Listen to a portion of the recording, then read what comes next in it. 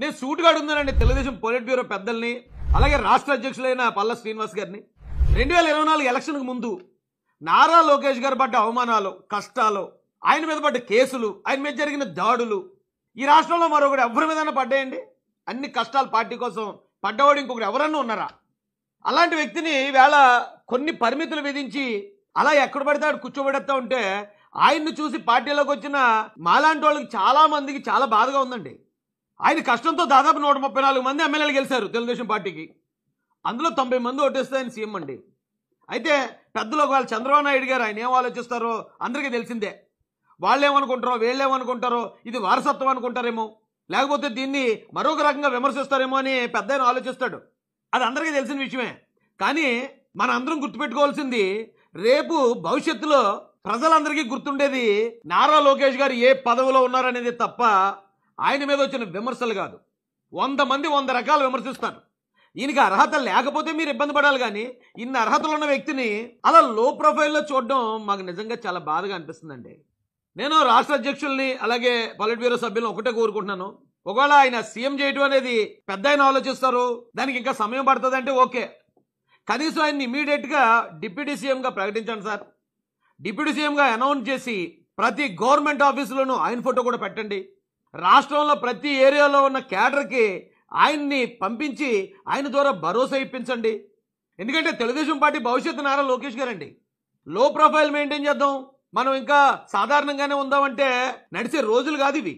ఎందుకు చెప్తుందంటే ఇప్పుడు నారా లోకేష్ గారికి రాష్ట్రాన్ని పరిపాలించే అర్హతలో 100% ఉన్నాయి. అంత కష్టపడ్డాడు ఆయన. కాబట్టి ఇమీడియట్గా నారా లోకేష్ గారిని కనీసం డిప్యూటీ సీఎంగా అనౌన్స్ చేయండి సార్. తెలుగుదేశం పార్టీ క్యాడర్లో, తెలుగుదేశం పార్టీ యువతలో నూతన ఉత్తేజాన్ని నింపండి. మొహమాటానికి వెళ్తే ఏదో వస్తుందని మా ఏరియాలో ఒక మూటు సామెత ఉంది.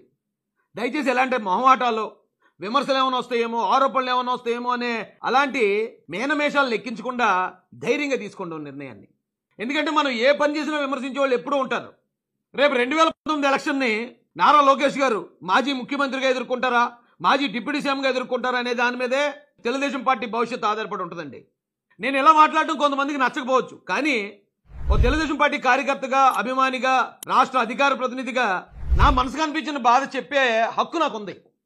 దయచేసి వారసత్వం అనే ముసుగేసి నారా లోకేష్ గారిలో ఉన్న అర్హతని, ఆయన పడిన కష్టాలని, అవమానాలని తొక్కేయకుండా ఆయన ఇమీడియట్గా డిప్యూటీ సీఎంగా అనౌన్స్ చేయాల్సిందే. నేను ఇలా మాట్లాడటం పార్టీలోనూ కొంతమంది పెద్దలకు నచ్చకపోవచ్చు.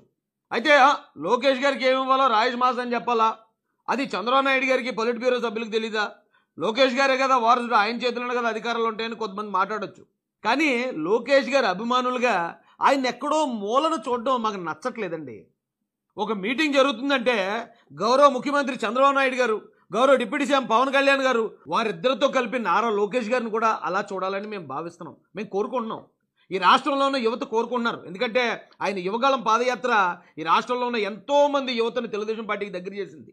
కాబట్టి లోకేష్ గారిని మేము హీరోగానే చూడాలనుకుంటాం, ఆయన ఒక నాయకుడిగా చూడాలనుకుంటాం తప్ప ఒక సాధారణ వ్యక్తిగా, ఎమ్మెల్యేలతో సమానంగా ఎక్కడో 3వ లైన్లోనో 4వ లైన్లోనో కూర్చునే వ్యక్తిగా మేము చూడాలని అనుకోవట్లేదండి.